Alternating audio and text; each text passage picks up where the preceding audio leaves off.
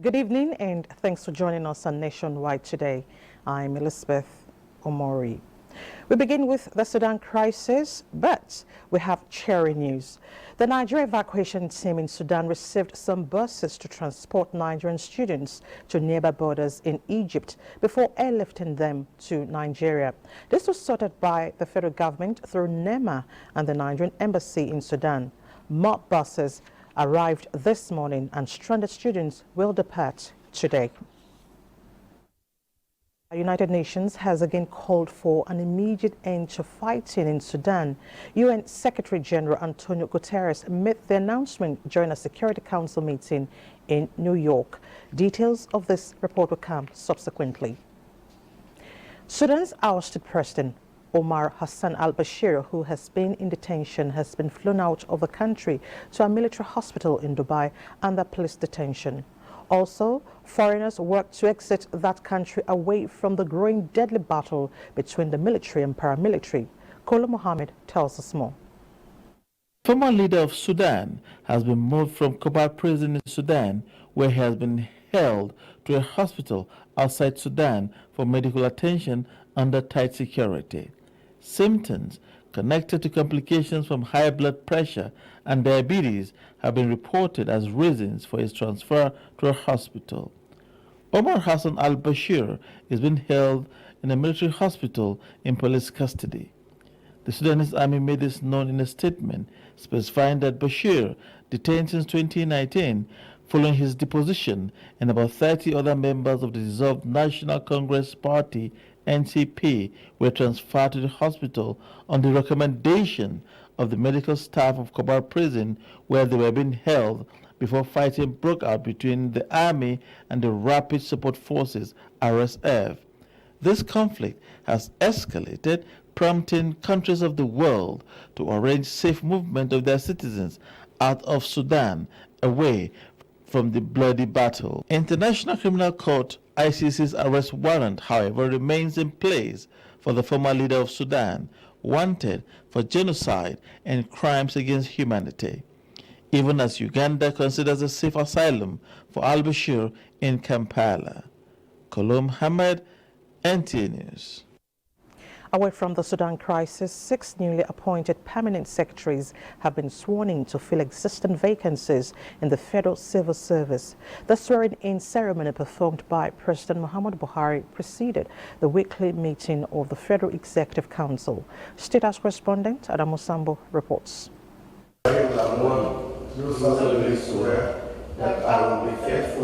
The new permanent secretaries emerged from a rigorous eligibility test conducted for directors in the Federal Civil Service.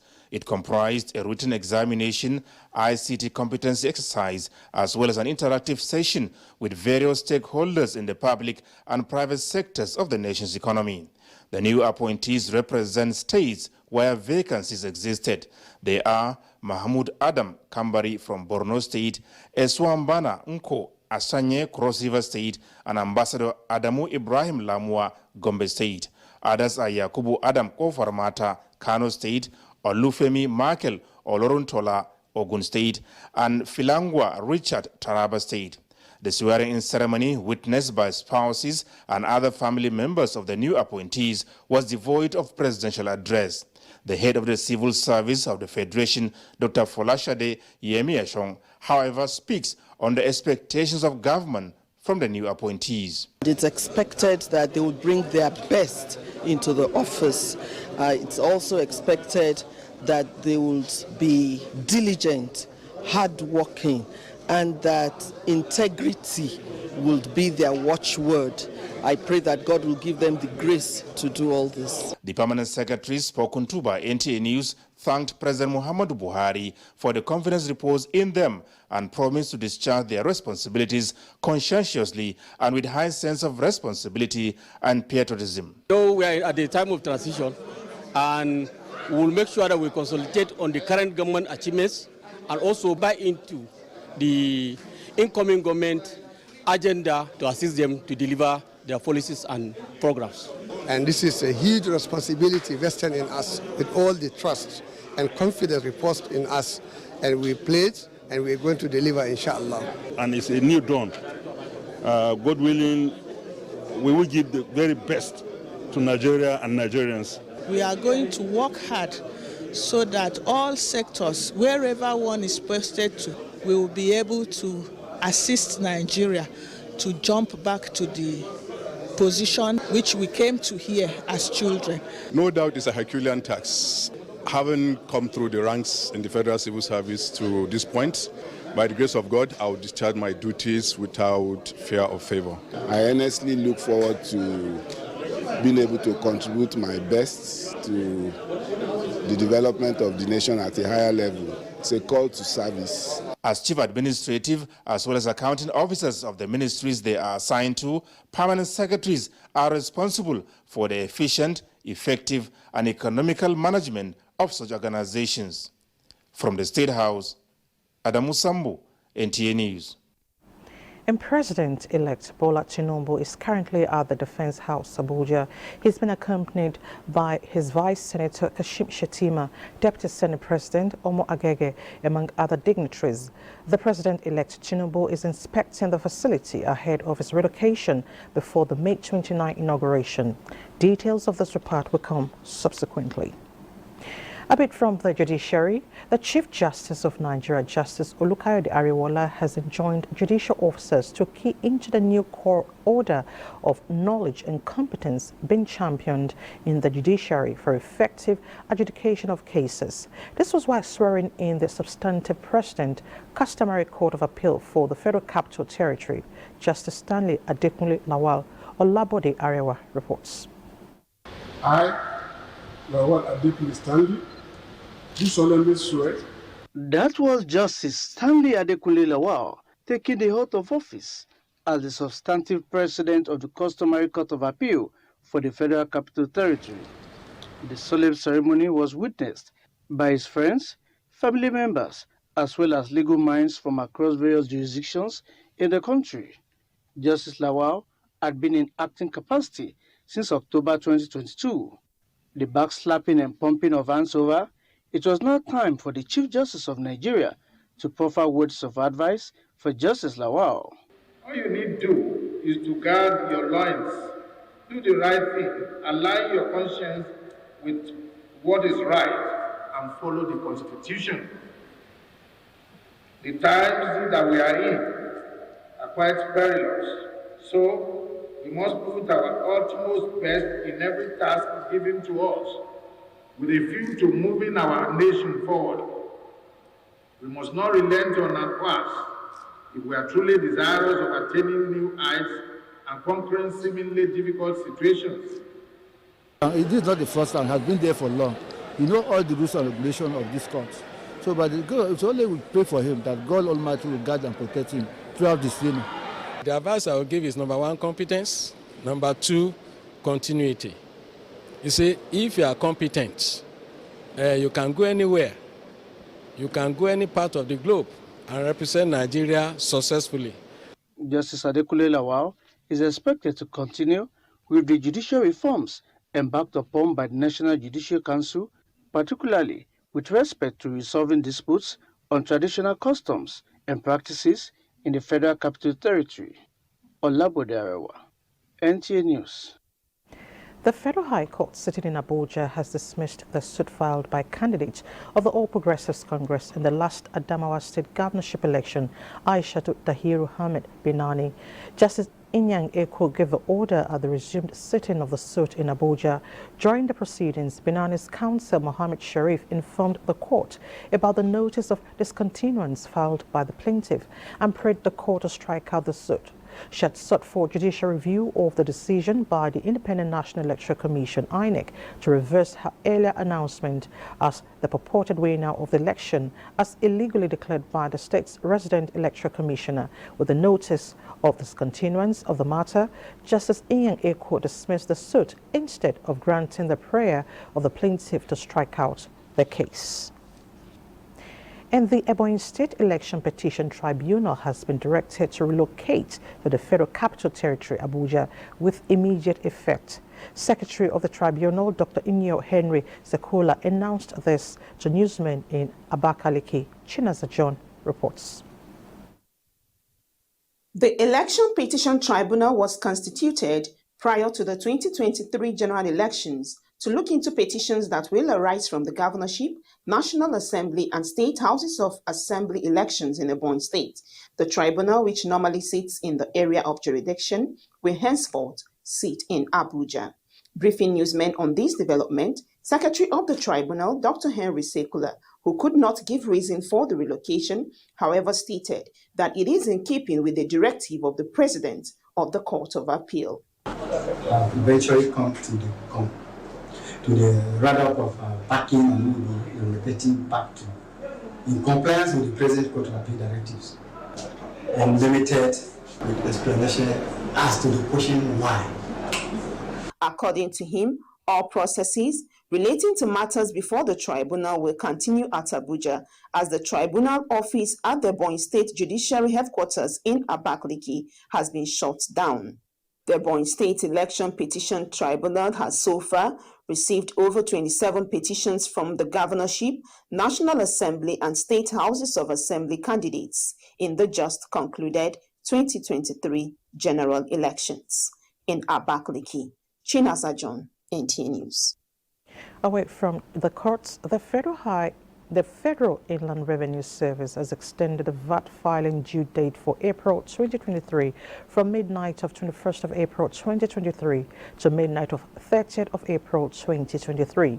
The input VAT claim columns on domestic purchases and import purchases, and that deducted at source will also be open until midnight of 30th of April 2023 to allow taxpayers make all necessary input claims for the month of April, while penalties and interest for failure to file within the extended due date will now apply to all returns filed after midnight of 30th of April 2023.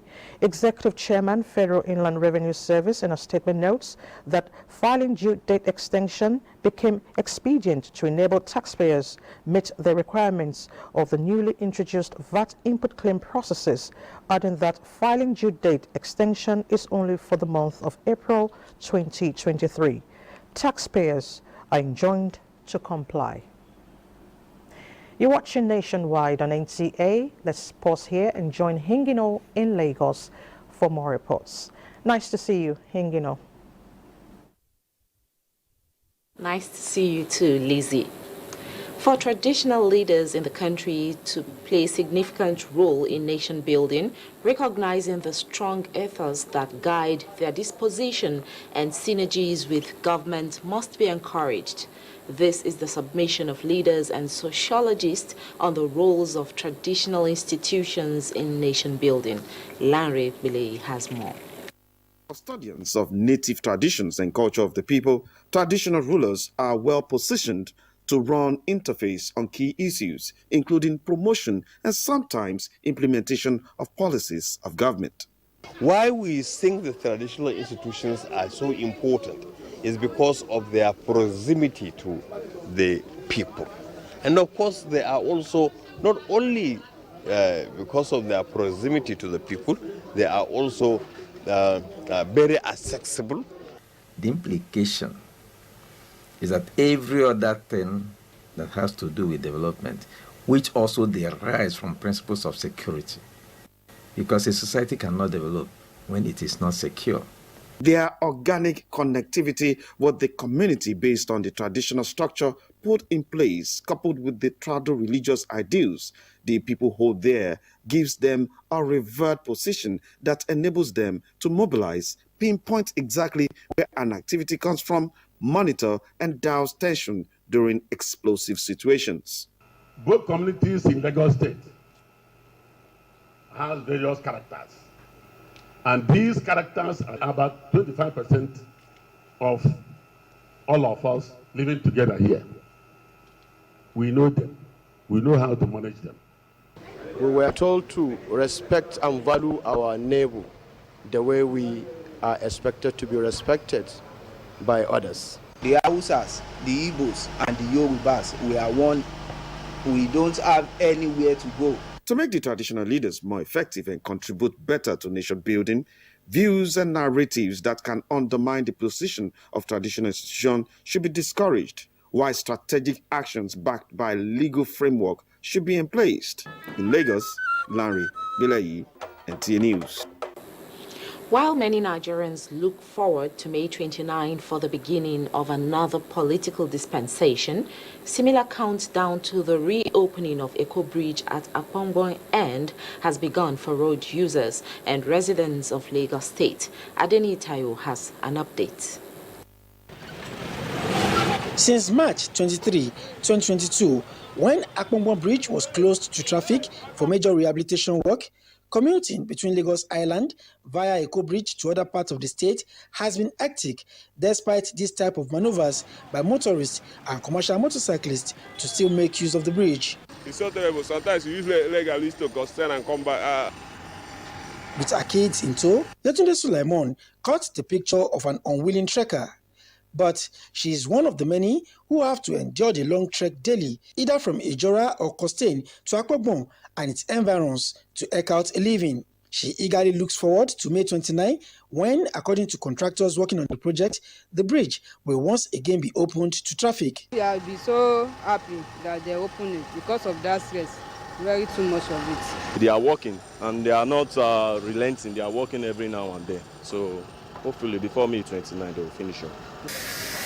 Under the bridge, it is a beehive of activities as the contractor, under the watch of the Federal Ministry of Works and Housing, intensifies the rehabilitation work, hoping to match their pace with the yearnings of residents. The skin repairs has been done. We have replaced almost all the bearings, even that of the abutment.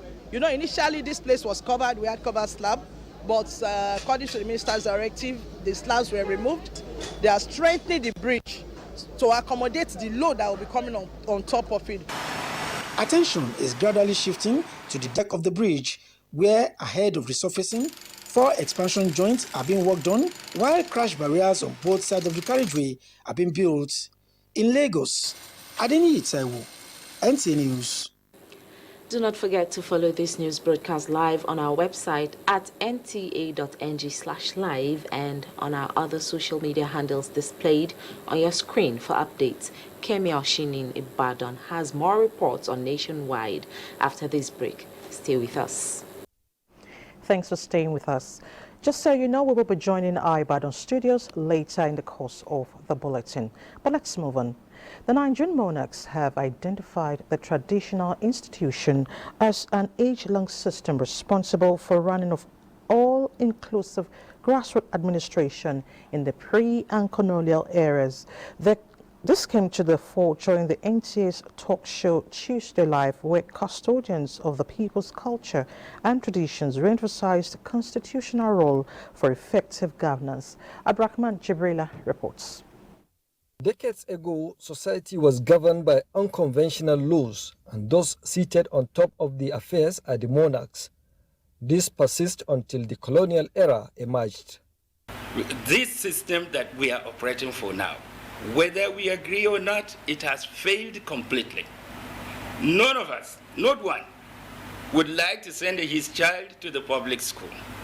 None of us would like to go to the basic dispensary for medication. None of us would like to avail with most of those services that are rendered. The traditional rulers are the ones that can do it. You can find in some jurisdiction, for example, Indonesia today, you go to the Constitution of Indonesia. At the local level, the people are to determine what kind of governance they would want for their better administration.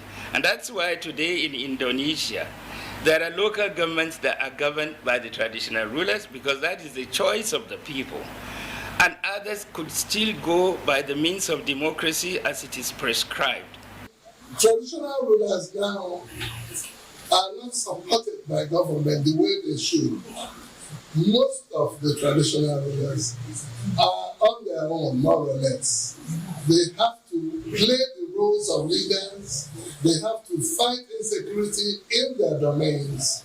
They have to listen to their people, try cases. Traditional rulers are stampeded on daily and weekly basis by their people because the people still depend on them. So for us, the way forward is the government and political class should not see us as competitors. We should complement one another to bring a better Nigeria. We have done it before, we will do it again.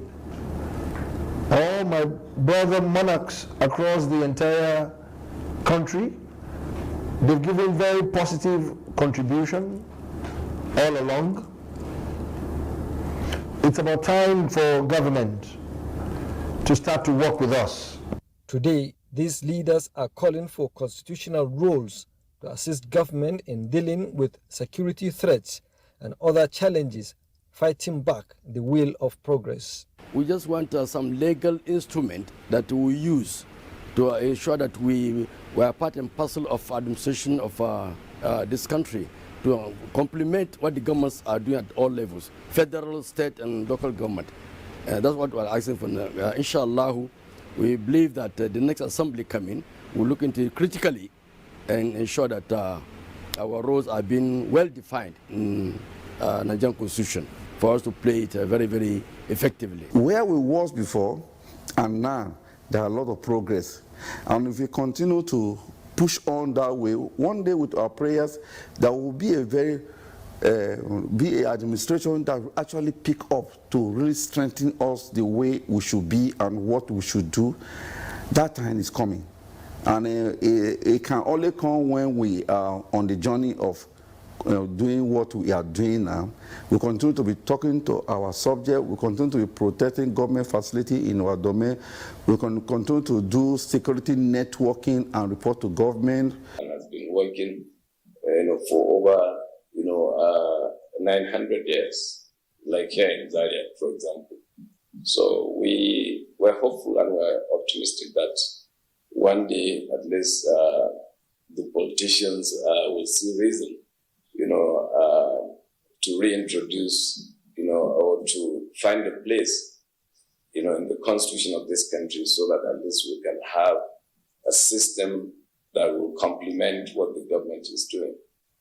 Traditional leaders across board advocate succession cycle for the youth in raising the bar of quality leadership and transformational governance. In Abuja, Abraham Usman Jibrila, NTA News. Lack of adequate supervision by regulatory authorities and the use of substandard building materials have been identified as some of the major reasons for the incessant building collapse in Nigeria. Discussing the subject on Good Morning Nigeria, building experts also called for more collaboration among professionals in the sector. Eko Williams reports. 2 buildings under construction in Lagos and Abuja collapsed last week, killing about 3 people and injuring an unknown number of persons. They were only the latest in the recurring incidences of building collapse in Nigeria. Experts in the construction industry have all the reasons figured out. If you are using 20x20 as social spacing, it gives you the number, the size, the number, the spacings, the locations of the reinforcement. A designer specifies all these things very clear. But at the point of implementation, where you are expected to use Y20, a developer will tell him that I've built a similar structure somewhere. I use Y16 and it stands. Why do you want me to spend my money? The technical should have the overall power to bring out the building or keep it standing. If we don't do that, if we need to get approval of policy makers to be able to pull down a structure, we'll have this thing. It will continue. Because the sentiments are always there. They also pointed at the culpability of building professionals and insisted that they have to be made accountable. The regulatory body is the Development Control Department. And Development Control is a multidisciplinary department. All the professionals are there. And if we find things that are faulty, we say this development must stop. And if it does so, we have the power to remove. Because we cannot allow lives to be lost. In terms of punishment, yes, we have to investigate. And we have to channel the process to the professional body that's supposed to punish the individual that has gone against the professional ethics. They recommended the introduction of district town planners to serve as watchdogs on construction sites. In Abuja, Kevin Williams, NTA News. And Felicia in our Just Network Center has some reports for us. Over now to you, Felicia. Thank you, Elizabeth. Welcome to Jos. Nigeria and Germany are discussing ways of promoting their cultures through filmmaking.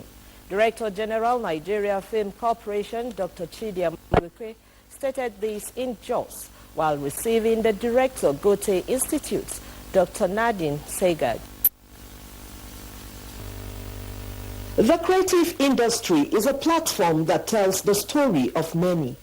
Nigeria and Germany are leveraging on this to showcase their cultural heritage to the world through filmmaking, as Goethe Institute visits Nigeria Film Institute, Jos. The focus is to promote shared commonalities between the two major nations. With this, NFC and Goethe Institutes in Nigeria are better placed to engage in partnership, especially in entrepreneurial film training and capacity building of the youth. For NFC, our commitment and drive to effectively harness all opportunities within the global creative space is unwavering. Goethe, a German institute based in Lagos, says the visit is a build-up to what was already in existence, noting that Plateau State, and by extension Nigeria, has a lot to offer in the area of filmmaking, agriculture, mineral deposits, and mining, as well as archival materials. Such form of funding may be coming from EU, like European Union has a lot of interest, of course, in supporting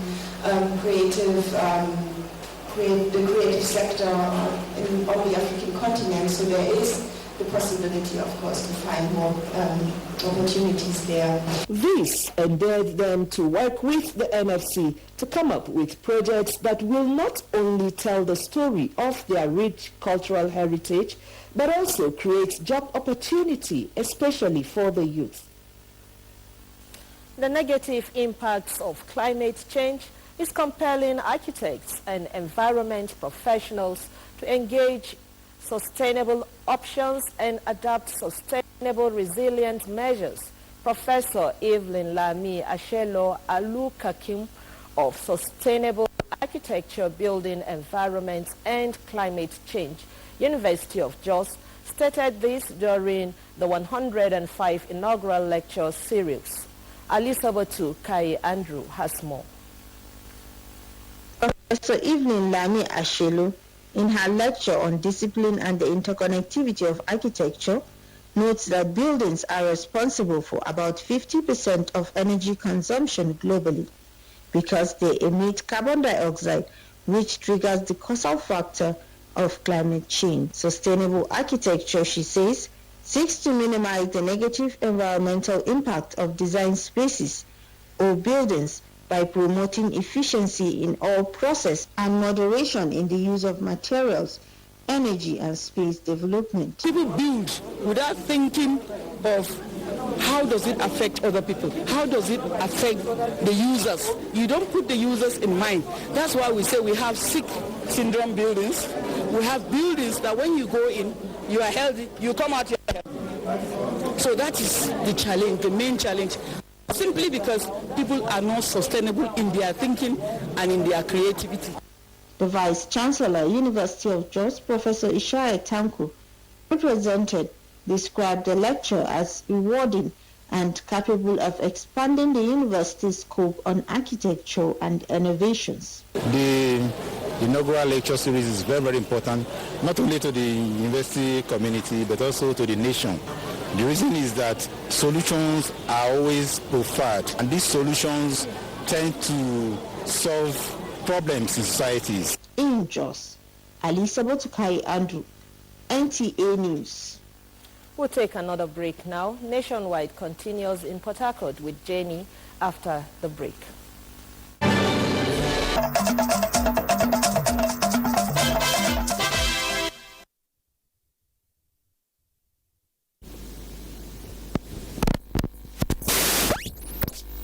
Immunization Week is celebrated. Medical experts have stressed the need for mothers and caregivers to take advantage of the week and ensure that more children are immunized against vaccine-preventable diseases.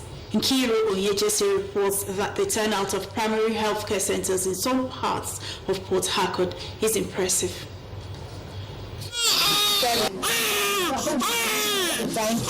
The ultimate goal of the World Immunization Week is to ensure that more children are immunized for protection from vaccine-preventable diseases. The focus is to catch up with millions of children who missed out on life-saving vaccines during the pandemic, hence the theme for this year's World Immunization Week, the Big Catch-Up. Well, it's to prevent my baby from contracting infectious diseases like fever, measles, chickenpox, etc. So keep the baby healthy and strong. Children are the leaders of tomorrow, and if these things are not done, we cannot achieve the dream you're looking for as a mother. Because immunization is very necessary to every child, and that is why I'm partaking on it. Medical expert Dr. Romanos Wala stresses the importance of the vaccination, especially among children between the ages of 0 to 4 years. He adds that government and non-governmental organizations should assist in sensitizing the public on the importance of vaccines. The vaccines to be administered this week, particularly, is going to be centered on the age of that child. And the age determines what the child will. If the child comes to have the age of a day-old child, that child will have BCG, which is a bacillus caveolin. The measles ones that will come at 9 months, some at the particular age of after 1 year, and the yellow fever vaccine will also come. So, but the most important, that child will receive that not because of the program, but at the point, at the time, subject to age. World Immunization Week is an annual event observed from 24th to 30th of April, instituted by the World Health Organization for the purpose of increasing immunization coverage worldwide. In Port Harcourt, Nkiru Onyejesi, NTA News. As the next administration prepares for swearing in come May 29, 2023, rural dwellers in Akwa Ibom State are beginning to rule out their areas of expectation from the incoming government in Nigeria. Clement Barukwi reports. Economists have over the years come to the conclusion that human needs are insatiable, but this does not take away the fact that some basic economic tools must be in place for development to thrive in a community, thereby satisfying an aspect of the people's needs. The majority of communities in Akwa Ibom State aptly fit into the above scenario. In the communities are great entrepreneurs and farmers with a keen interest in who governs them. Their individual needs may differ, but these rural dwellers in Itu and Ibom local government areas are unanimous on their expectations from the next government in Nigeria after the May 29 swearing in. So we need good thing to come this so we enjoy ourselves. Thing where we need light, we no get. As we there now, we use gen. We don't have like a borehole. We don't have here. This collapsed bridge was built in 1929 by the then government of the Eastern region.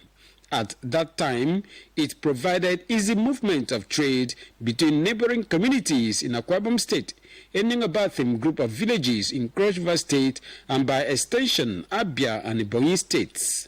After the collapse of the bridge, the people now transport themselves and goods by canoe and speedboats. This 20-year-old abandoned bridge project was meant to replace the collapsed Okubedi to Enengobatin Bridge. The only prayer and expectation of the people from the next federal government of Nigeria is that this bridge be completed. This bridge could have been immense value, and it will boost economic activities in Akwa Ibom and Cross River and the rest of the region, because most of the produce feeding Akwa Ibom and the rest of the region comes from this axis of Cross River State. Here, the way you are standing here, this is Akwa Ibom. Across the river there is Cross River. Very soon, just call it 3 weeks or a month to come, this road would be impassable. Because of rain? Because of rain and flood. But the road would have been one of the roads in the whole country. Residents are optimistic that glory days of Okubedi to community and by extension neighboring communities in Cross River State can return if the incoming president considers their needs as a priority. Clement Barikui, NTA News.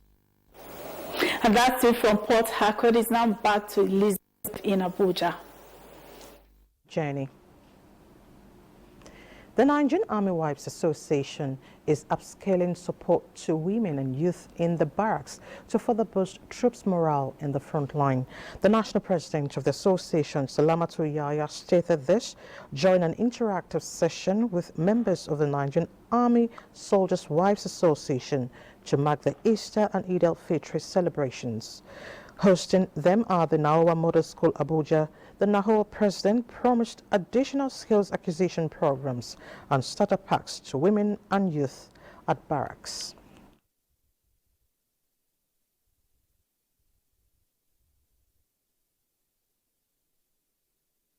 Support from the association, the soldiers' wives appealed for continuous improvement in barracks accommodation. Salah celebration, and I felt it gave us the opportunity to hear from them, to have a one-on-one interaction with them as members of Nigerian Army Soldiers' Wife Association, and let them know that we actually care for them and we're there for them. The 2023 Unified Tertiary Matriculation Examination conducted by the Joint Admissions and Matriculation Board JAMB is progressing in Borno State with large turnout of candidates in the designated centers. The prospective undergraduates are in compliance with JAMB examination rules as few challenges were actually experienced in the course of the exercise. Zainab Adam reports.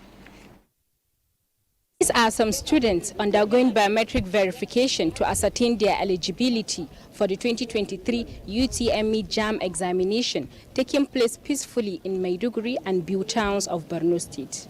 Every computer-based testing CBT examination center is expected to conduct 3 batches, with some having up to 250 students in a hall. I don't have any fear. I've already prepared myself. Just hoping on God to give me the plenty memory to remember what I've read so that I will meet up with the cutoff points I want to do. Center administrators described the conduct as seamless without any security breaches except few cases of biometric failure at Northeast Children's Trust Learning Center, Maiduguri. We had like maybe 1 or 2 of them. What they normally do is that they reschedule them for the exam. Every child who is supposed to write CBT exam is expected to do what we call pre-CBT training. The center administrators urged the students to be punctual and identify the location of their centers beforehand. NTA crew observed that some students who were supposed to commence their exams at the early hours of today by 7 in the morning were asked to come back the next day due to an undisclosed challenge at one of the centers in Maiduguri. JAMB centers used for the examination are confined to Maiduguri, the Borno State capital, and Biu town in southern Borno, an arrangement in place as a result of the insurgency that led to closure of centers in conflict-affected areas. In Maiduguri, Zainab Adam, NTA News. Still talking education, another effort is being made to articulate various states' peculiarities to form a 10-year Nigerian education sector strategic plan. This is a fallout from a 3-day workshop in preparation for the takeoff of the project, which is put together by the Federal Ministry of Education. The forum attracted directors of planning and research from the 36 states of the Federation and the FCT, development partners, as well as civil society organizations.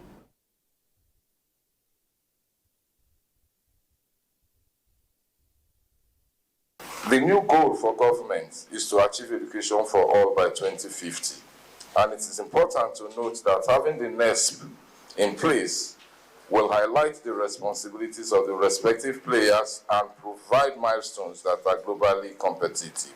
It is expected that at this meeting, critical areas such as access quality, equity, sustainability, and current issues, emerging issues, reality and trends in the education sector, especially in Nigeria, will be discussed and analyzed. This 10-year document will overleave any administration.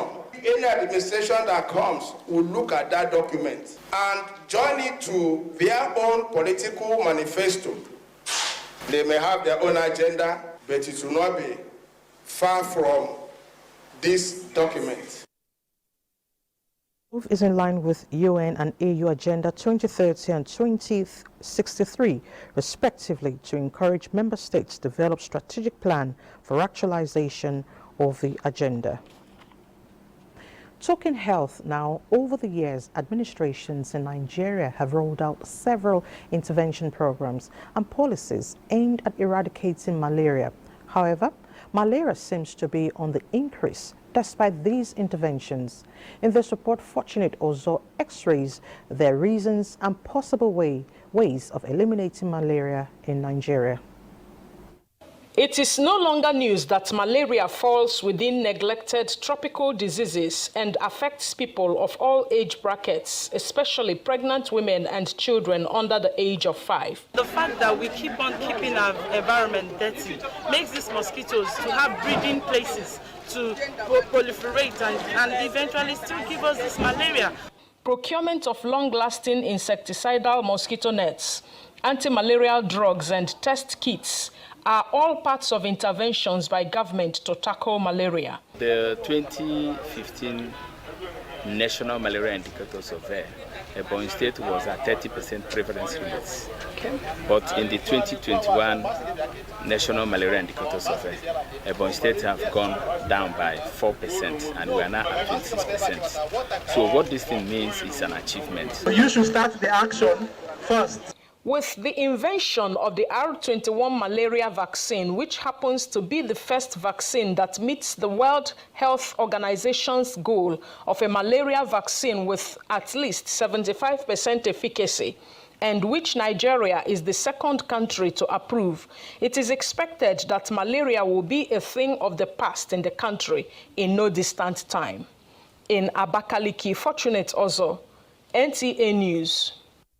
A beacon Agric, federal government plans of diversifying Nigeria's economy through agriculture gets enhanced with the inauguration of Gari irrigation project in Jigawa and Kano states. Inaugurating the project, Minister of Water Resources Sulaiman Adamu said the scheme covers a net area of about 2,000 hectares of land. More than 7,000 farmers are already benefiting as it falls within 5 local government areas of Kano and Jigawa states.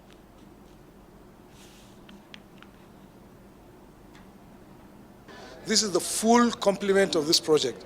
So there is no need to come back and say we are going to do phase 2. The only thing is just operation and maintenance. And we are going to apply the principles of trimming, transforming irrigation management in Nigeria, whereby we empower the farmers to maintain the secondary and tertiary irrigation infrastructure. The project is so important to the lives of our people, and I can say it's a dream come true.